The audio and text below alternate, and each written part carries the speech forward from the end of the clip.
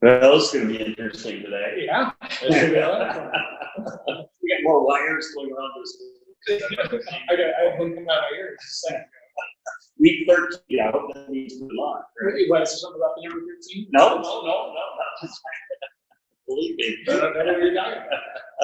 Hey everyone, welcome back. We kind of missed being with you last week, but here we are, session 13. We're excited, and this is going to be a real fun day. Oh yeah, it'll be fun. We're going to be bringing on a bunch of guests that can help us tell. Hard to call them guests. Well, yeah, special guests. Yeah, special guests.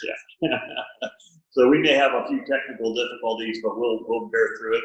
It's going to be a lot of fun, and we of course got through only about halfway through the history that we were supposed to do in our last session. So the idea was to bring on some people who have been so important to us at Frogsley and continue to be. And so you're going to meet some of the people, often not behind the scenes, or often in front of the scenes, but some really cool people. And at the same time, while we were over that gap, we passed over my dad's birthday. So everybody just wish a happy. Let's say pass over. Everybody just wish a happy 95th birthday to my dad. Anything with passing it is not part of the conversation today, but that was actually a few of you. One of you sent in birthday greetings, so thank you to that one person. You're going to feel real special. It's great to be back, though. We missed last week. We've gotten used to these over the weeks, and a lot of fun. I'm John Williams, owner and winemaker of Frogsley Winery. I'm Rory Williams, official immediate son of Frogsley Winery. And we got a fun deal here. With the last session that we did, we covered a lot of the history of the 80s, early years of the 70s. We went all the way back to the 50s. Your first ever light bulb. Yeah. But we're going to cover some of the, I guess what you call the modern history. Modern history of Frogsley, and you're going to meet some of the characters who've been part of that history, and really such an important part of Frogsley. So it's going to be an interesting day, and we've got people set up in about a half dozen different locations. So Natalie, secret locations, we got bunkers all over. So just a couple of housekeeping notes. As usual, you can find this session and all the past sessions and all future sessions. It's really just an incredible resources. Interactive.frogsleep.com is where all this is at. You can get the list of the wines there as well. And you are joining it. If you're watching this right now, you are joining us via Zoom. You have access to the Q&A, which is right here to my right.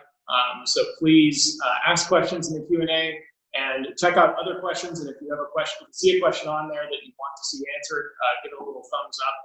And I'm distracted by shiny objects, and it kind of blinks at me when somebody gives an upvote to one of those questions. So please do ask questions. We have fun answering. Well, we may have a few visitors wander in. So this is like the second weekend. We just have opened up on a limited basis for visitors, mostly local, obviously in the Area coming, but it's nice to see people around the property. Yeah, for sure. It was awfully quiet here for a couple of minutes. A little too quiet. So if you see someone wander in with a wine glass behind the scene here, you'll know that we got off tour for a moment. Yeah, exactly. All good. But I think it may be worth recapping just a tiny bit of where we started here. So you grew up on a dairy farm. This was last session. No, I know, but we're getting the catching up. We're bringing it up to modern history. I think we left it just as we were moving to the Red Barn. Yeah. So the early history of Frogsley is well documented, but really. I don't think of our winery as being stuck in the past in any way. And so the characters you're going to meet today are very much part of the modern history of Frogsley, and including yourself. So it's going to be a lot of fun, and I think that's it.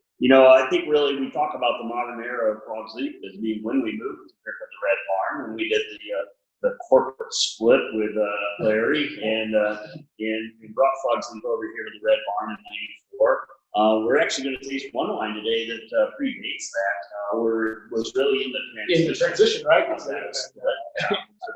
that wine you made? We may or may not go into that. But some of the characters you're going to meet today have been, and some of them even before that, a move over here, but many of them are a huge part, and even a couple newcomers who are an important part of the Frogsley now. So it's going to be a fun day. To meet some of these people. It's nice to see people around the property again. It's nice to be open just a little bit. Yep. And the grapes are ripening. How are we doing out there? We're doing duration and Not for no, sorry, blue. Yeah, we're through set. So Yeah. All right. So let's let the video guys. Just a second. He's been stuck in the winery. Break will be on pretty soon. Real quick. No. So yeah, the vineyards are doing beautifully. We've got the bunches are doing. Actually, I'll put a little plug out there. If you're interested, check out the Frogs YouTube channel. We've got a few vineyard updates going out on there. Just they do about one a week, right? Trying to do about one a week, just giving you kind of a ground level view of what we're doing out there, which is kind of fun. He is the whole production team for this, by the way. So you're pretty good at holding the camera and flipping it around. And I actually watched one of them. The hand-eye coordination is new to me as a young child. Yeah. Yeah, you still haven't gotten a haircut. Well, I haven't learned how to cut. Get a chainsaw pretty soon. Well, I think that it's, we talk about, as you were saying, that there's sort of the modern history of frogs leaf, starting with the move to the Red Barn, which was in 1994, was the first harvest of the Red Barn. But I think it is worth,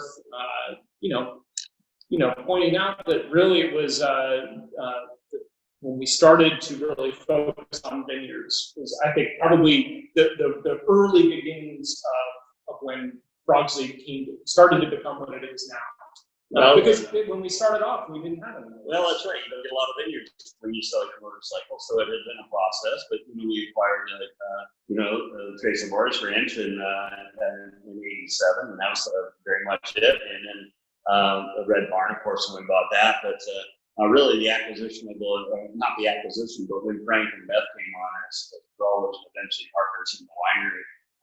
We're starting to, we'll kind of unfold the modern history here, but adding these Rutherford, it's almost like Rutherford invited us in. It's like, this became home almost. Well, it's interesting because, the Trace of Morris purchase in '87 was in Rutherford. You had Frank before the move to the Red Barn, and Stanford based in Rutherford, and then it was kind of just by chance, or were you looking in Rutherford at that time? Were you just looking for any plant you possibly could? Well, so you may remember, as we approached this history at the last go-around, is that come 1994, Larry, who was my original partner at Frogs Leaf, wanted to really get into the wine business himself. So we hatched this plan to start a second winery called Turley, and we made them equal in them splits. We could each have our own winery. Well, Larry got to keep the old property where the old frog farm where we started Frogs Leaf, and that's where Turley is now. And we had to find a new home, and we were looking at wineries that were for sale at the time. And I kept passing this Red Barn with a abandoned vineyard in it. And I said, that looks perfect. And it belonged to the Freemark Abbey crowd. And we talked them into buying that. But of course, it had this old beautiful Red Barn on it, which had been a winery many centuries ago. It seems like more than 100 years ago. And this became home. And so this is really the modern history starting about 1994 when we hammered a few boards together and started calling us home. But as you mentioned, Frank had joined us before that, selling his grapes, advising on vineyards, helping me out with what's now the Trace Forest property. So this is really kind of the modern era when we started in '94. And now that and you were 10 years old. I was about a wee lad. And we've talked now. This is, I think, a record for us. We've talked 9 minutes already, and we haven't poured ourselves a glass. Well, and not only that, we're about ready to bring. Well, so I was going to suggest, why don't we pull out the first? Now, look, you guys, we're not kidding around today. And this is the Rutherford, the '07 Rutherford, and may I pour for you, Rory? This has been one of my favorite vintages of Cabernet throughout our history, and nice to pour out of the Magnum. Now, I'm not a big fan of Magnums. Many of you know that it's not my favorite size bottle, but it is today. You want to know why it's not my favorite size? Why, Dad? I want to hear you explain. Well, because it's a little too much for one, but not enough for two. Yeah. All right. So here we go.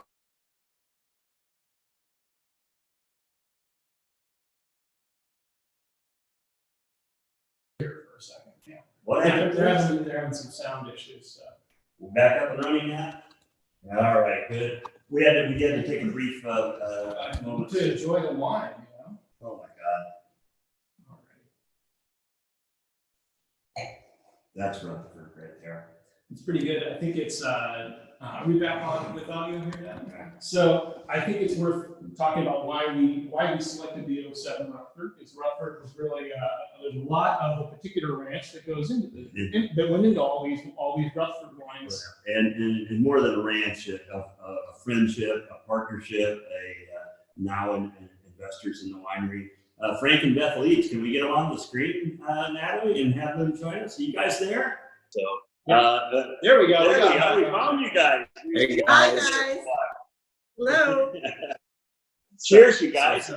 We've got the 07. What are you drinking there? We got the 07, but go ahead, Frank. we've got the 07 out of the 750, and it's still tasting very nice. Okay. Lovely. Excellent. Yeah. Well, we were just saying what a piece of history you two are. Please let us introduce you guys. Frank and Beth Leeds, just co-conspirators for now how many damn years? It's kind of crazy. Maybe we should mention it because Beth, of course, was just a child when Frank met her. So That's right. We were 12. We met at 12, but didn't start going out till we were 16. So yeah, long time. But I think so Frank, maybe go through a little bit of the history of how you came into the wine business and your family property, just because it's been such a part of Frogsley for so long. It would be, I think, great to tell a little bit of that history. Yes, my grandparents, Apollonio and Emily, purchased this ranch in 1926 with money that he'd earned making running boards for General Motors. So we always say we got this with running board money, but not standing on the running board, shooting making running boards. So it was mostly walnuts at the time. And my grandmother, Emily, was all in favor of prohibition and encouraged everyone to get all those wine grapes out of there. And by the time prohibition ended, we had a beautiful walnut orchard. So, immediately, of course, walnuts weren't really paying the bills, and of course, it's the Depression. So we started planting back in the vineyard. We had the front piece, what's now the Helios block, and kind of the gravel up in the front was all planted back before World War II. And then after the war, they started in earnest. The piece, which is now the ink block, and on into kind of the back of the front cab, got planted in 48. And then all through the 50s, more walnut trees got pulled out of the back. And 1960 was all back in grapevines. So going to Charles Krug, the Mondavis. And do you remember your first ever time visiting the ranch? What's that? Do you remember your first? Oh, yes. Well, I don't know if I can remember the first time, but we used to call it Tractor Grandma, and we'd hit Rutherford, and we'd just be all excited. We'd come up at least once a month and 2-3 weeks in the summer, and as we got older, help with projects and stuff. But we just loved it up here. Just old time St. Helena. Well, Frank, you did a few things before you became a full-time vineyardist. Maybe you could trace a little bit of that, and then tell us about the decision to make this your life up here. How did you guys decide to do that? You had a young family. It was a big deal. Yeah. So, like I said, Beth and I met in high school. Junior high. Started going out in high school. Frank was a teacher. So Beth, we both went to City College down in San Francisco. Beth was quite the artist and ended up getting accepted to Art Center College of Design down in Pasadena. I got a degree in history, and then really decided that I just loved working on things. And I ended up going to aircraft technology school and ended up being an airline mechanic for American Airlines for 10 years. Got my pilot's license. Beth and I had a little airplane. for years, and we thought we were doing pretty darn well. Beth had a studio in San Francisco after we got married, and we were traveling all over and flying and having a great time. And we actually were coming back from a trip to Europe, and my brother and sister picked us up at the airport. And boy, usually I got to call a cab or take the bus or something to get back into town. But my mom's older brother, Uncle George, who lived on the ranch, had passed away in 1984, and the family was in a quandary of what to do with the ranch. And Beth and I just kind of, Beth came back from that trip pregnant with Lauren, and we just started thinking that this might be an absolutely great place to raise a family. And I was always very fond of Uncle Roy and my mom's younger brother, and he just took me under his wing and showed me all about dry farming. And though he didn't call it organic farming, boy, there wasn't anything going on in the grapevines that weren't good for the grapes. And you could never talk Uncle Roy into thinking that pouring poison around the base of the vines was the right thing to do. So he was really a mentor to me. And anyway, we loved it up here. I guess, Beth, that you can kind of tell the story real quick about how we met these guys. Well, that's Rory's fault. Rory and Lauren. Rory was 3 and Lauren was 2, and they were in Montessori school, and they were very fond of each other, very fond of each other.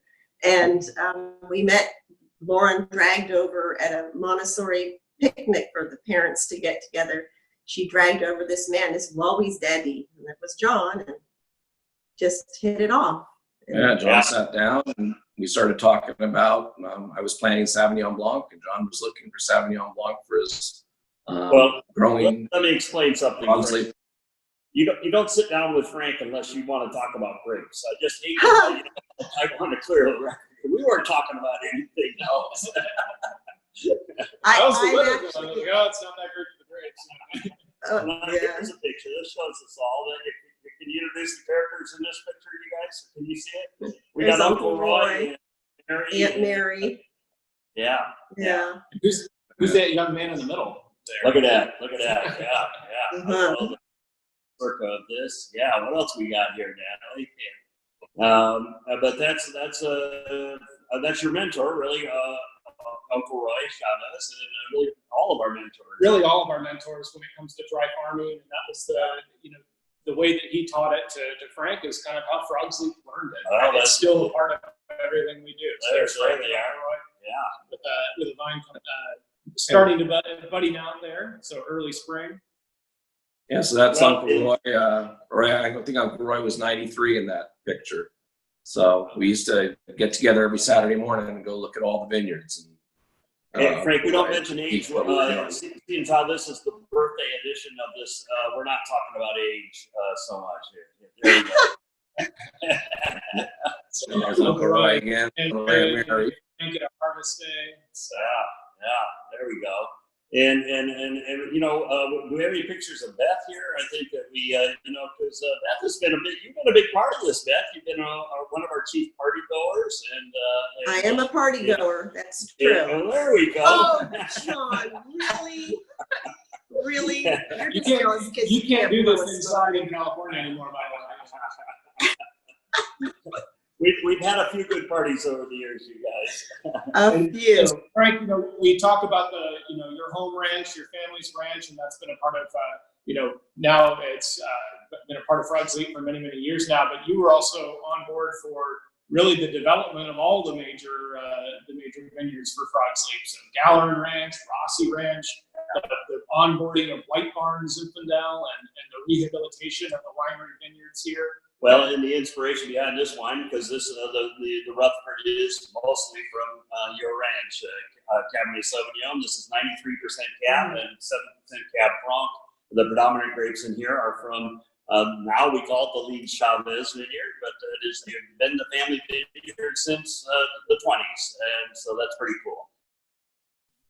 Yeah, and when my family bought it in the 20s, it was an old vineyard, just planted first in the 1880s, just like Rossi, just like Red Barn, just like a lot of the old ranches. Most of our ranches have a pretty good pedigree. They go quite a ways back.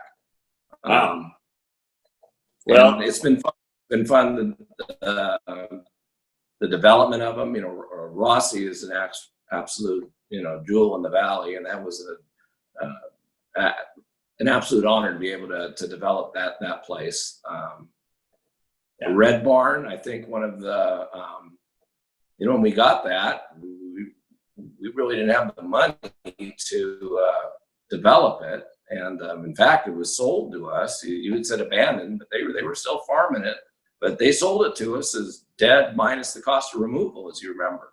And really the fact that we could keep that vineyard going for some of those blocks for 7-8 years made a big difference in the 90s.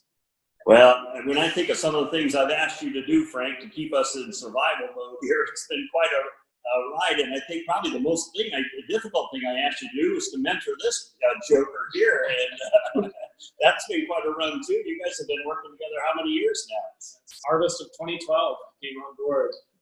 And it's been a good 8 or 9 years. It's been a lot of fun. It's been great working with Rory. So you have to go up to the vineyard office to appreciate this, because Frank's got this big desk with a commanding view, and then there's those little desks right next to it that Rory sits at.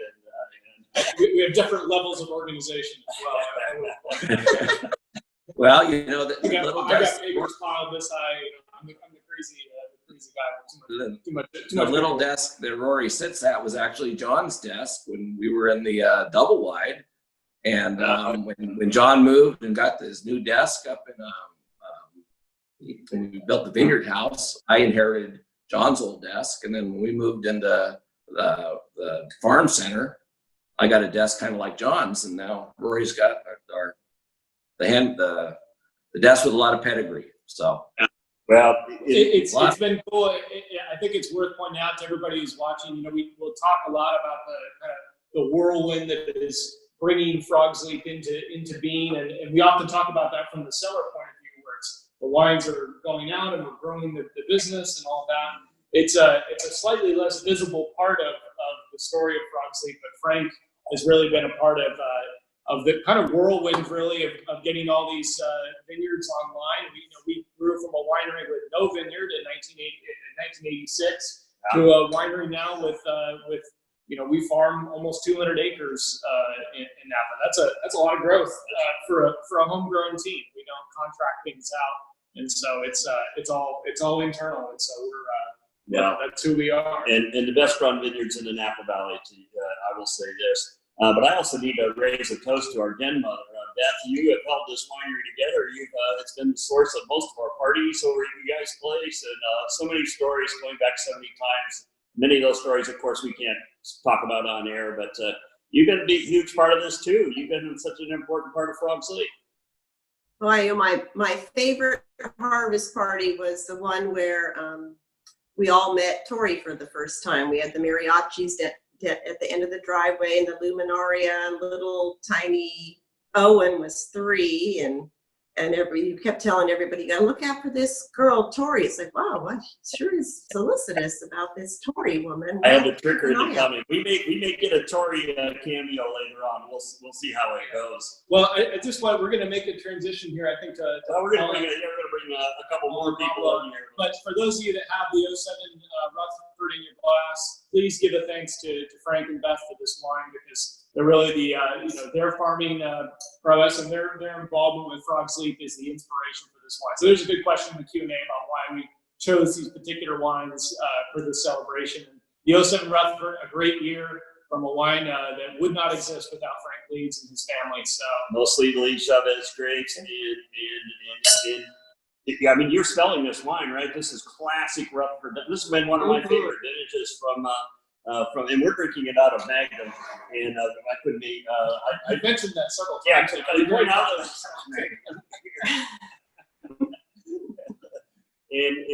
So it has been a great and wonderful collaboration. We might come back to you guys, but we got to keep things going here. But thank you guys so much for your friendship, your mentorship, your beautiful grapes that come out of your own vineyard, and Frank for raising all these vineyards and bringing Rory out and mentoring him. It's been a great and wonderful relationship. You're such a huge part of Frog's Leap, and definitely couldn't have done it without you two. So you guys are absolutely the best, and let's just keep making good wine together. How about that? Cheers. Cheers. All right. Cheers. Birthday, John. I hope a few of you have this 07 because it really is stunning. And you talk about Rutherford dust. This is it. You know, and so this is 93% Cabernet Sauvignon and 7% Cabernet Franc. That Cabernet Franc is coming from Frank's Ranch. And for me, that's always in these Rutherford wines, and really in the estate Cabernets now, you'll find a little bit of Cabernet Franc in there. That's the top note. That's that kind of, gives that kind of floral element, like a little bit of wildness to the wine that just gives it that extra punch, that extra step. Well, how do you explain Rutherford dust? Because this to me is just pure Rutherford dust. I mean, for me, Rutherford dust just tastes like home. But if I were going to break it down into other words, for me, it's this kind of what I call the herbal floral complex. It's indefinable. It's not, you're not going, well, it's sage or it's rosemary or it's violets. It's just this top note to the wine that sits right on top of all the black fruit and maybe a little bit of red fruit and a light year. It's got the tannin, the wine's got texture. But having that kind of complexity is really what, for me, defines Rutherford in a way that gives it just that kind of nuance that when it's young makes it really interesting, gives it some dimension, and when it's old, when the wines get to be 10 plus years old, that's when they really unfold and show the full potential of Cabernet in Napa. And that's, this is, always drink them out of magnum if you can. This wine has got easily 30 years in front of it. Oh yeah, particularly Magnum. So all of you who got a bottle of this, we got a few of these out for sale, and a few of you acquired them. I hope you didn't open it already. But I know. But so I think we're gonna maybe we moved here to the Red Barn, but you had already had some help in the cellar. Oh my gosh, we got to bring on a couple people here, you guys. We got to introduce you to Pablo, our cellar master of now over 30 years, and Paula, who joined us on the winemaking team in 1994. Of course, these pictures are taken from the nursing home where they both live now. No, that's not true. Are vibrant and still part of the youth after all these years, a big part of our winemaking team. Paula, are you there? Gotta unmute your audio there, Paula. We can see you. Are you there? Can we hear you? I can hear you, but I can't see you. Can you hear me? That's probably better. That's the way you want it. Yes. And what are you drinking, Paula? I'm actually drinking a 2007 Rutherford. So what you guys just talked about. Well chosen. Yes. Well, a wine that I remember quite well. Oh my God, Pablo, are you working today? You're in the barrel cellar. I see you now. Well, of course. So what are you thinking about it, man? Somebody had to work here in the cellar. Pablo and Paula are getting ready for an incredible bottling run here, the annual end of summer bottling craziness. So yeah, we've got 20,000 cases of wine to bottle between now and harvest. Pablo, are you ready? Hey, don't remind me that one, please. I might want to sleep. Sorry, it's Saturday. Jeez, man. Leave it there for another occasion. I know, Well, just kidding. You got the wines already, right, Paula? They're ready to go. It's packaging I'm a little concerned about, but well, we can't put wine in a bottle without a bottle. Yeah. Yeah. There's an old joke in the wine business that says if you really want to engage a winemaker in conversation, you can say, "Did you solve that label or cork problem yet?" And then they'll go on. Instant topic. Yeah. That's the inside. There's always a label or cork problem. But so as much fun, if I can say as much fun as harvest is the beginning of all of this bottling, it's sort of the completion of our journey in production, but it's also can be the one that's the most frustrating. It's a mixed bag with bottling. Well, Paula, talk to us about your let people know about your first. When you joined Frogs Leap, we didn't even have the Red Barn. We had just bought it, and you joined in 1994, really at the crux of this transition. Yeah, practically my entire career has been here at Frogs Leap, and when I joined, Frogs Leap was sort of in the transition of facilities from the Turley wine cellars to the Red Barn, and it was still under construction. And I was interviewing in the summer before the '94 harvest, and I was baffled as to sort of, there I am. Oh, I was baffled. Gosh, how old was that picture? I was baffled as to how like we were going to be able to pull this off because it was a dirt floor and it was sort of a falling down old red barn. We were carefully taking off all the battens and numbering them so that we could, historically rebuilt it and make it earthquake safe and get all the tanks in. And I just remember thinking, how are we going to pull this off? But we made it, and 94 was a beautiful vintage, and I've been here through 26 beautiful vintages. Wow, there you go. I am curious how my dad sold you on joining up as a winemaker for a winery that had no winery. It was interesting. I started at another winery, and I was a chemist, and it was a large corporate winery. And this winery, I felt like it was starting from the ground up. I sort of my job didn't exist. I was hired as an enologist and a production manager, and I sort of created my job as I went along because we were sort of just all figuring it out. So I felt like there was a great opportunity for just creativity and sort of making it what it is. And so there was just a lot of potential to build it from the ground up. Keep a beautiful brand, but quite a trip, and we're going to have a glass of one of those early wines because this might have been. I think you may have helped bottle this wine, or we're part of it anyway. This is we're back to Zinfandel now. This is the 92 Zinfandel on here. So. Yeah, so Pablo, I know you had your hand in this wine because you were an assistant cellar master at that point. I don't think you had moved up into the big chair yet of cellar master, had you? No, actually, 1992, that's the first full-time year that you guys hired me. Before that, I used to work part-time from since 1989.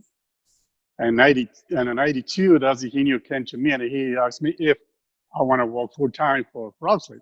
I said, Right. well, all depends how much you're going to pay me, man. Show me the money. I just get married 2 years later, so I was thinking of my whole family. Yeah, no, I'm just joking. Yeah, no, actually, 1992, it was one of my favorites, the Zinfandels. I remember this, man, like yesterday. I just get a little sip on it. Man, goodness, this is amazing Zinfandel. I'm pretty sure everybody loves this wine. Yep. Well, so everyone knows that what you're looking at on this screen now is the winemaking team. Rory has joined the three of us. We divide the duties amongst ourselves, and then we have a great team. Pablo's got a team of 6 in the cellar. Paulo runs the lab and all the stuff, the technical part of the winemaking out of her little office in the Red Barn, and then we kind of interlope where we can, and so this is the team, and we've been together for a long time, and I think there's something about that experience. Every time I come in and bring up a subject, Pablo's already thought about it. I swear to God. So this team has been together a long time, and I think that's very important in winemaking, is that consistency, that deep understanding of not only our vineyards but our cellar conditions, our history with the wines, and you guys are such a huge part of what it means to be great wine at Frog's Leap. So my toast to you, by the way. Yeah, here we go. Oh. Pablo, what do you got? Yeah, 92. Yeah, Shilling, John, Rory, Paula. It's very hard. I feel so comfortable to work with you guys because I think we create a really, really good team. It's not including you guys and Paula, but the rest of the cellar crew.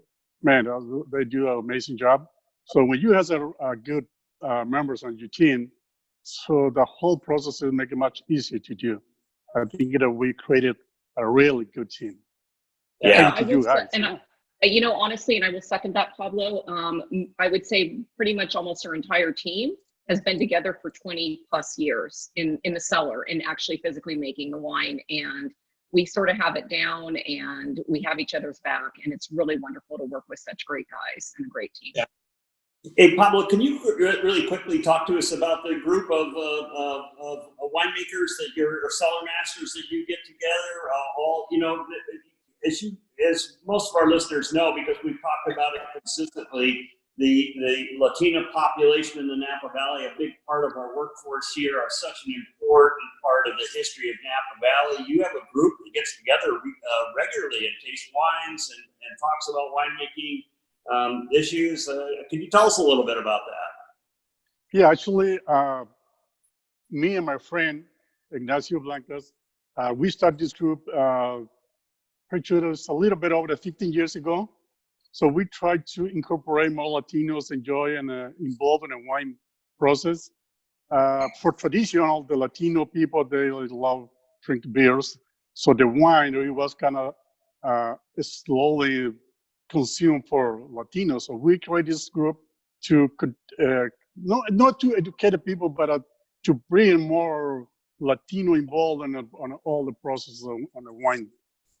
Right now, we have 11 members in the group.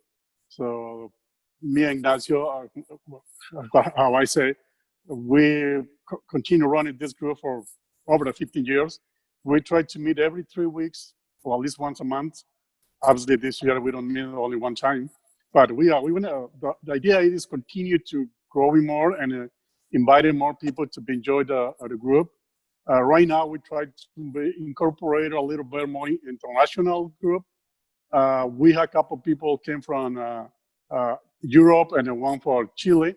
So hopefully, in the next meeting, we're gonna be integrate these guys from the different countries to gain more experience and see how the other countries produce their own wine. Yeah. It's very cool. I've had the honor of Pablo's invited me to a couple of these tastings, and I just gotta tell the people who are watching, as opposed to going to a random store and buying random wines and tasting those, this is a team of professional cellar masters and winemakers from around Napa, and they're bringing their own wines to these tastings and tasting them blind with all their friends. I cannot think of anything more intimidating as a winemaker than tasting your wine as well as everybody else's blind. You know that one of your wines is in this flight, and you don't know which one it is. And then having to speak critically. Pablo knows which one of these are. Because it's the most magnificent wine, yes. Obviously. Well, I mean, this is the idea, just to bring in a lot of people to enjoy this beautiful wine that we make here in Napa Valley. So the best way to enjoy this is inviting all the people around on a different wineries in the valley. So man, that's amazing. Well, it's been a pleasure working with you guys over these many, many years. And now, Pablo, your daughter is studying winemaking, and so we're looking at the next generation. We've got to get Marco going here, Paula, at some point. But it's been great working with you guys these many, many years, and you're such a huge part of Frog Sleep that we've made some awfully good wines together, and I'm really glad you could join us today. Well, thank you very much. Thank you, John. Hey, and this 92 is not tasting too bad. No, it's not too bad. Man, 92, one of my favorites. happy birthday, John. Oh, yeah. We're keeping that down. Fair enough. Well, hey, you guys, thanks for joining us. Yeah. Thank you, John. Thank you. Cheers to you guys, and cheers, man. Looking forward to another great harvest. It looks like harvest is going to be another crazy one, but we'll handle it. We've got the experience, we've got the expertise, and we're really looking forward to it. So well, and we should shout out Pablo's team, Pablo and Paula's team too, our cellar team, all great guys. Sus, Jairo, Cesar, Julio. It's a solid team that we have in the cellar, and those guys bring a lot of experience. And really, whenever there's a problem out with harvest, which inevitably harvest is full of problems, we've got a team of experts who handle it coolly. We've got the cool heads prevail. For those of you that have the 92 and you're with you in your glass, I know we didn't have much of it to go around. But this is going to have a lot of Williams Ranch fruit, a lot of what's now Tracy Boris. It does. It was really the transition vintage when we were really relying on the Twello vineyard up in St. Helena and Williams Ranch, which is your mom's place now, was coming on. And there's a little bit of a Tamani vineyard in this as well, I think. And so kind of an early agglomeration, 100% Zinfandel, and really it still screams Frog Sleep 28 years later, isn't that? It's amazing. But I think you're getting some of that softness of the pure Zinfandel in there, and it's just really, really pretty. This is older. This is very, very much older Zinfandel, so I think this is showing some of that firmness of the vintage, but it's really, really pretty. Yeah, really pretty. And this wine went through a lot because this had to be This was crushed at the old Frog Farm, aged at Charles Shaw Winery because we were in transition with Larry. It was bottled at the co-op and sold out of here. So this wine has really had to make a transition, and it still shines after all these years. You know, it's something about drinking older bottles, you guys, and it is that they come with their own set of memories and their own stories. And even if you don't know those stories, you should always be inquisitive when you try a wine that is 28 years old, if I'm doing the math right, because they've got stories locked into them, and the more you can find out about that, and that's really the joy of cellaring wine. And I know it's difficult to put wines down, but it's our great pleasure to open these and unlock the memories behind them and the things that were going on in your life at that point. Yeah. And so they are really little storage boxes of memories. I was probably just learning how to fully read that label. Yeah, that's right. Yeah, you were a late learner. That's for sure. Well, this was only a couple of years away from your first ever 100-point wine. Well, that's right. The 94 Zinfandel, your first ever. Here we go again. Here we go again. I'll just put it out there once again. We have a $100 cash bounty and one bottle of your choice for anybody who sends us a bottle. Stop this right now. I hope you guys enjoyed this wine. It really is full of memories for us. I hope you kind of got to see some of those memories. But I need Jonah in here to kind of get you straight. Yeah, we need to settle some things out. Can we call him up on that and get Mr. Jonah Beer, who here you are. Mr. Beer, we're sure glad you're selling all this shit that we're making. It's keeping us going, man. You know, I got to tell you, it's great to see that Rory's got this one thing in his otherwise superlative 40-year winemaking career. He goes back to the one same little nugget time and time again. You know, it's just every single episode he's had to bring up. I know. Well, also gotta get somebody to send me a bottle of 94. That's not a bottle of 94, is it? No, it's not. It's not. It's not. It's a 96. It's a 96. Mr. Jonah Beer, who is for the last, God, I don't even want to say how many years, Jonah, is 18 or 17? 17 years. 17 years. Jonah has had the the dubious honor of having to sell all the shit that we make, and you were just a lad when we started here, Jonah. I know. I barely had any gray hair. Now look at all this. This is the result of 17 years of Frog Sleep. For 15 years. Well, do we have any pictures of Jonah when he first joined us, to see if he had any gray hair then? I mean, you're lucky to have hair, you know. I'll take it. I see that beach that's starting to recede on Rory's forehead there. I'm starting to wonder. There you go. So man, that was your first official desk, Jonah. Can you see this? You know? I certainly can. I can not only see that. I remember I had to find that folding table from home. I had to bring in my own folding card table for my desk. Oh, we couldn't afford tables back then. You could not. You could not. And I scavenged the entire place for like decorations for the walls. I don't even know what I put up there, but those were some. It must have been particularly painful because Jonah keeps a pretty neat desk, and we don't have a picture of your desk today, but you've gone up the ladder just a little bit. Oh no! Now this thing is like craftsman made, like Missouri red oak. It's beautiful. I can't get enough. But two things I was thinking about, John. First of all, happy birthday week.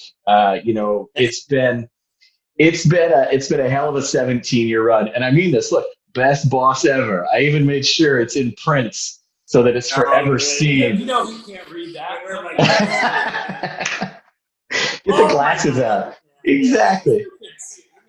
But one thing I wanted to, and I love that I get to chat with you both about this for even just a half a second. But I did open up 1996's Zinfandel.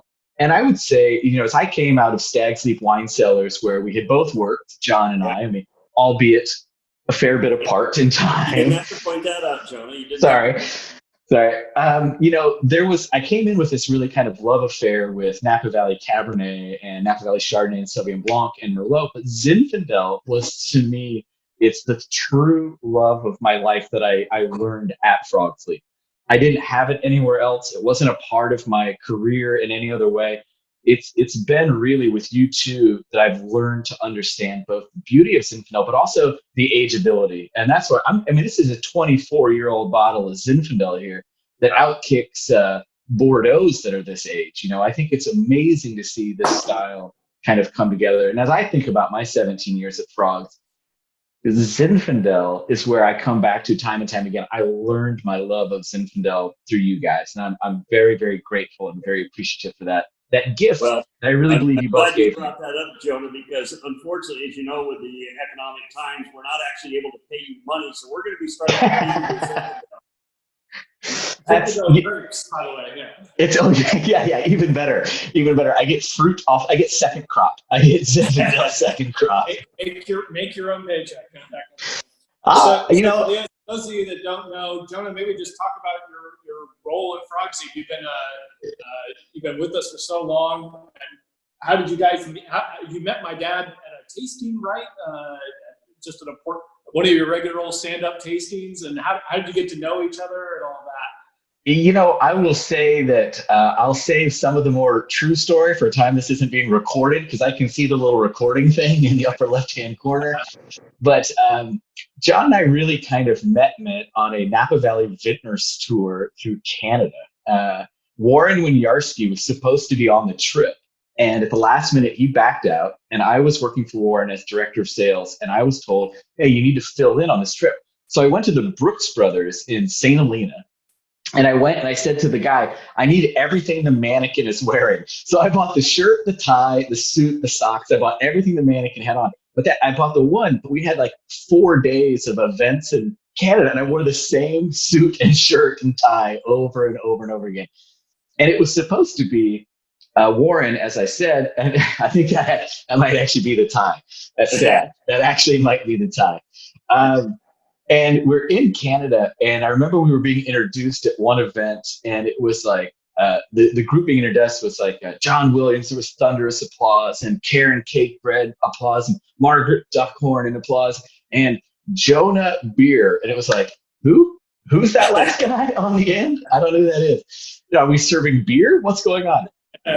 And so John really almost took both pity on me, I guess, and also took me under his wing a little bit, and we had dinner. I don't know if you remember this, John, but we had dinner at the Vogue Hotel in Montreal that night. And Karen and Margaret wanted to have dinner at 5:30.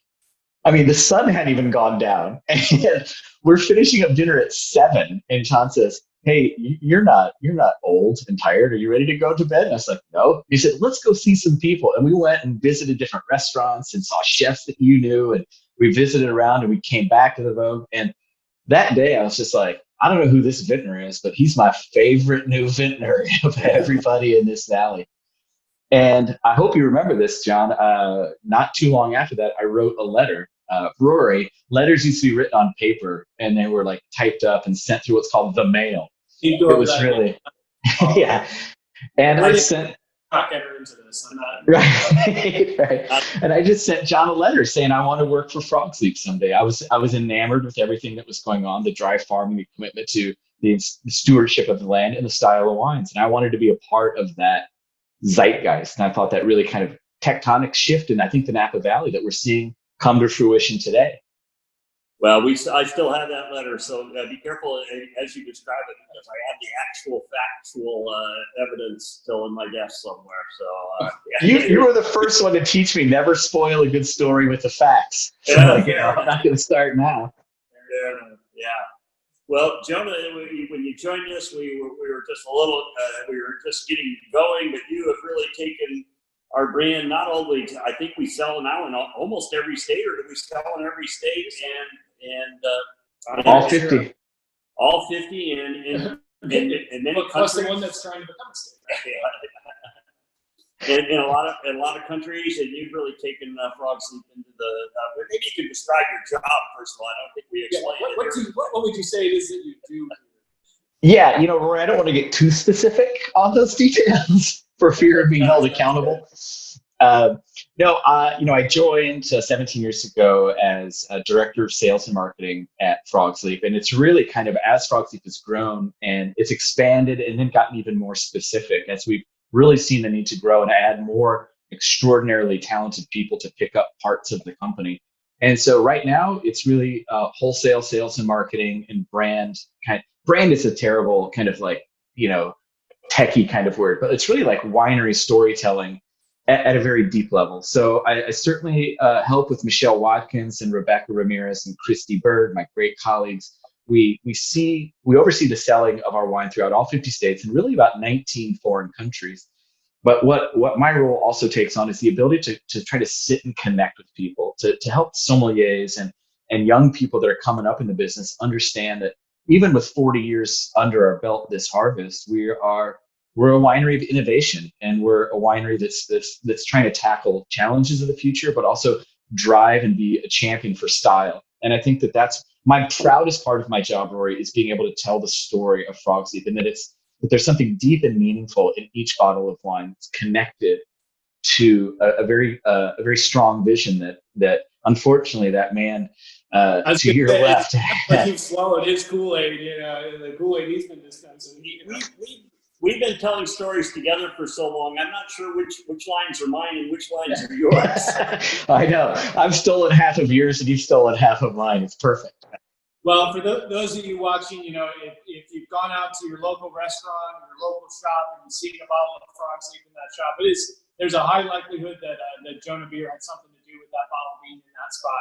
Well, there's also a high likelihood that not only he knows the sommelier, but he knows the sommelier that used to be there. He's known the wine buyer for the last 2 years. He knows every single waiter and waitress in that restaurant, and he has sent me the bill for all those meals. Yeah, exactly. Totally true. The critical final step. That's totally true. Nothing has been more to my waistline than the expense account I've had at Frog's Leap over the last 17 years. Well, you've got the 96 in front of you. We've got the 2012 in front of us. Well, we wanted to show what 20 years does for Zinfandel. This thing is just a puppy, and I think this is the amazing thing about our wines is that this is still just so young and vibrant, and of course a very, very fine finish, 2012. But it just vibrant and soft. This is very, very soft wine. Just absolutely.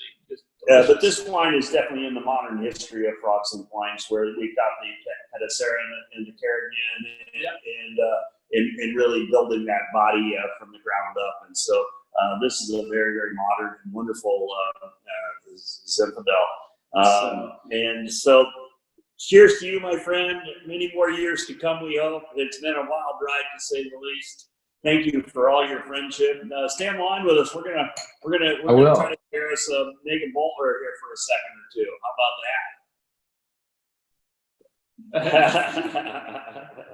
All right. I have to say this wine is exciting. Yeah. I hope a few of you got bottles of this. This is the modern style of Frog's Leap Zinfandel, where we just have this tremendous amount of fruit, this co-fermentation. Talk to me a little bit about co-fermentation. Okay, so the early Zinfandels that we made were usually 100% Zinfandel, just Zinfandel grapes crushed and fermented on their own. The last several years, probably starting in the early aughts, we started with a lot of co-fermentation. So that means that rather than fermenting two different grapes in different tanks and then blending them as finished wines, we actually blend in the Petite Sirah, Carignan, and Zinfandel all together into the same tank, and they co-ferment. They tend to have kind of a... Well, now there's a difference between co-fermentation and blending, so I think you got to... Well, I was just explaining that while you were off. But it's... he goes and doing it. When you crush everything into the same tank and ferment it all on the mixed up skins and everything, that's co-fermentation. And you really have this kind of synergistic effect between the grapes where it really is more than just the sum of its parts, which is what you get through blending finished wine. You make the wine separately and barrel them separately and then blend them afterwards. Instead, we'll pick Petite Sirah and Zinfandel back in these days on the same day. We'd hop between blocks to pick them on the same day. Now we've got a little smarter. We've got a little smarter than that, but still co-fermented. And I think you're picking that up in this wine with a little bit of that, despite how soft the fruit is and just a really light peppery note to it, it still has this great firm base of acidity and a little bit of and the real key to this is it allows us to get the Zinfandel fully right, and then the Pedicera and the Carignan do not have such a high sugar content, And so we can get this beautiful, ripe aromatic flavor with much lower alcohol content. So I think it's only 13.6 alcohol, which for a Zinfandel is like what happened, you know, and yet it is that co-fermentation that's so important. Hey, we want to introduce someone to you guys, and not anyone who's a frog fellow out there. We hope you all are, and if you're not, shame on you, and please join. We want to introduce Megan Boltner, who has been, I think, here since the beginning of the Fellowship of the Frog. And again, who doesn't know what the Fellowship of the Frog is, it is not our wine club. It is our collection of our most treasured people in our entire universe. I thought you were going to say cult. No, they're not cult. Okay. They're the most wonderful people. They're right. Well, tell me, Megan, are these not the best people in the entire universe?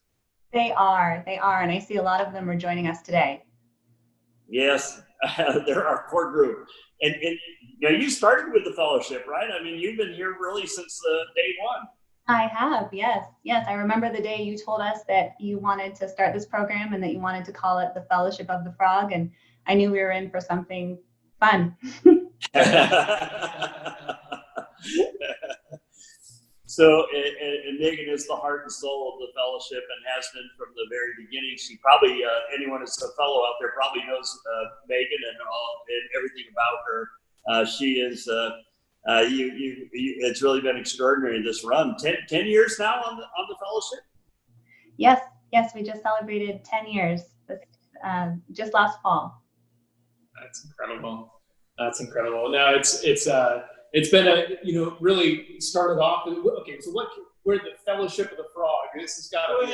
Everyone have a wine club, and the last thing I wanted was a wine club, but I wanted to have. We knew we had so many people who were appreciative of what we're doing, so many loyal friends out there, and they were begging us to start something where we could enjoy and have a few events at the winery, send out wines on a quarterly basis, special wines that you couldn't get any other way, and you really have developed that from the ground up, Megan. It's been you and your team has really done an unbelievable job with the Fellowship. It's been an amazing run. And I'm so grateful to have been part of it and met so many incredible people along the way. So you mentioned there's a chance to have a few extra events, which is that's code for an excuse to have a few more parties at the winery, like we needed an excuse. But one of those big parties is Frogtoberfest, which nowadays Frogtoberfest is a very beautiful dinner, candlelit dinner. It didn't exactly start that way. Maybe do you remember the first Frogtoberfest was not exactly a candlelit dinner? I don't think it was.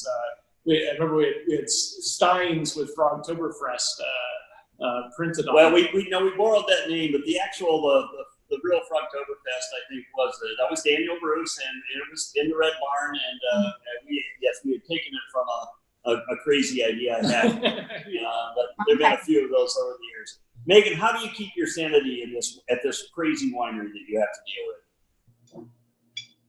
There.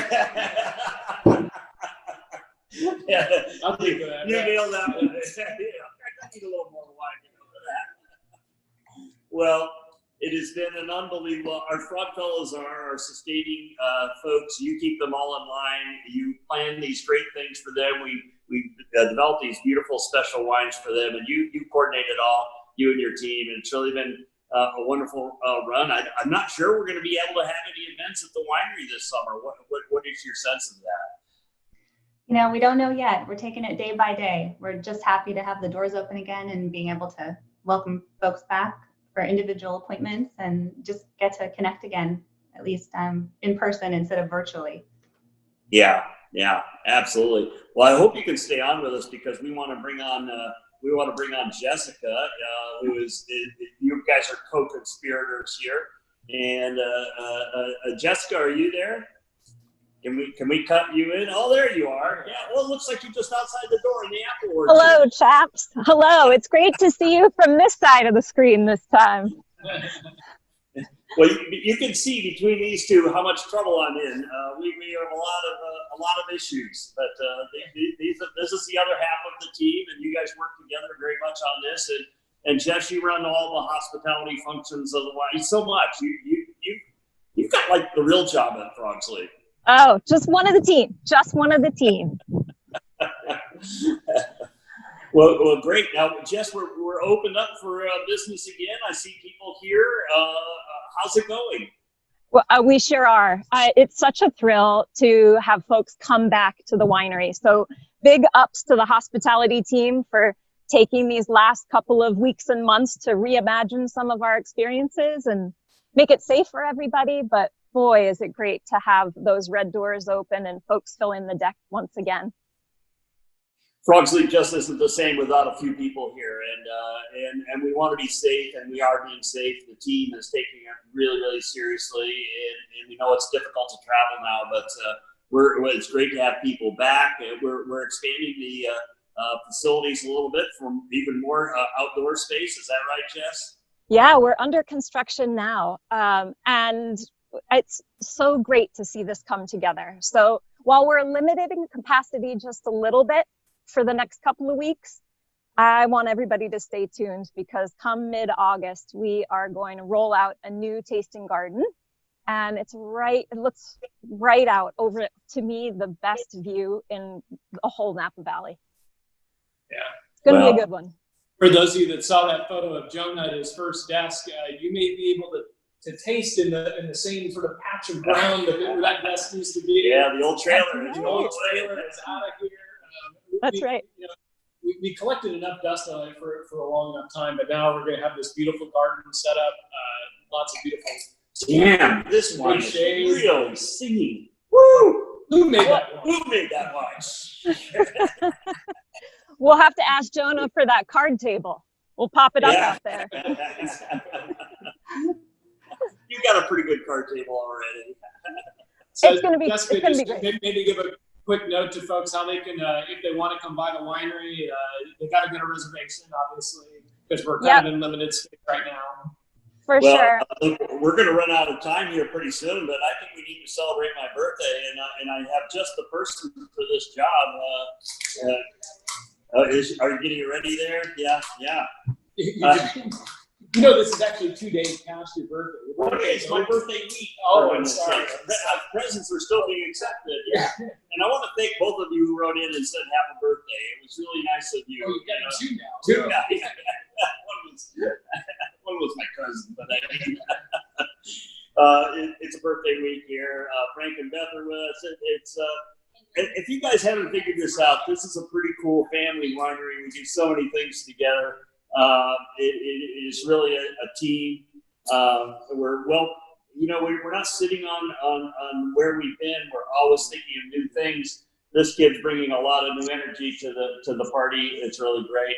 And Tori, are you going to come jump in the picture with us here? You got to help. Yeah, we're going to sing happy birthday. Yeah. We're going to try for you. Oh man, I have to sing this still out. Birthday to you. Happy birthday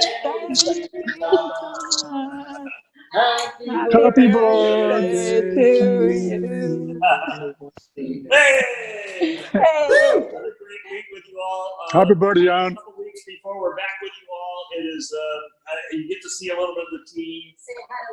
Say Linda's family's watching. You know, of course, they didn't buy any of the wines, but it's nice to have them watching. Pablo, we said, you guys have all met Tori before, my beautiful wife, and this is a family winery in the deepest sense of the word, and you guys are part of that family out there, no doubt about it. And so, thank you for joining us today. I'm going to eat my cake here. I'm going to have my cake, and I'm going to eat it too. Love you guys. Great tasting. Thank you guys. We'll see you in a couple of weeks, okay? Bye now. Bye. Cheers, guys.